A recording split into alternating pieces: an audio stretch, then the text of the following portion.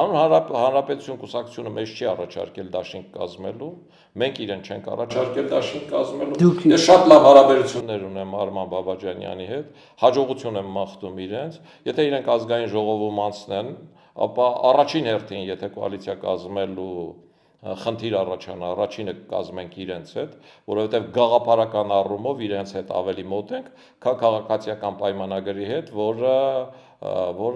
բալանսավորման քաղաքական կողմնակից է։ Իդեպ Արման Բաբաջանյանն ասում է, որ դուք 1 տարի առաջ հավաստիացրել եք, որ դուք միասին եք ընտրություններին մասնակցելու։ Բացարձակ նման բան չի եղել, ես որևէ տեղ, որևէ հավաստիացում, այդ որտեղ է ասել, ես որևէ տեղ։ Ինձ հետ հարցազրույցում։ Գիտեք ինչ, ես որևէ տեղ չեմ ասել, որ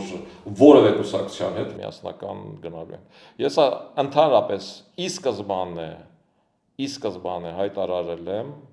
որ եթե ընտրություններին մասնակցում ենք Նիկոլ Փաշինյանին կամ գործող քաղաքացիական պայմանագրին հաղթելու նպատակով,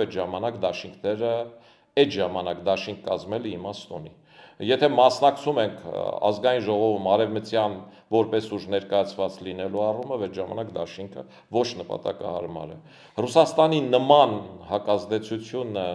այսօրվա գործող իշխանությանը եւ Հայաստանում փոփոխություն հասնելու խնդրին բերում է նրան, որ Նիկոլ Փաշինյանին անգամ միասնական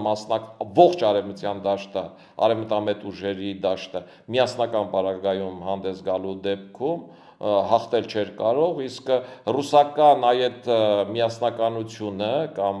ռուսական դաշտի այդ ազդեցությունը Հայաստանի ներքաղաքական կյանքի վրա բերել է նրան, որ պիտի ամեն ինչ արվի, որպեսզի դա թույլ չտրվի, ու անգամ մեր աջակցության պարագայում այդ խնդիրները որոշակի առումով նաև ռիսկային են կազմում, Երևանում ծայրը ծայրին հասավ տեսակ։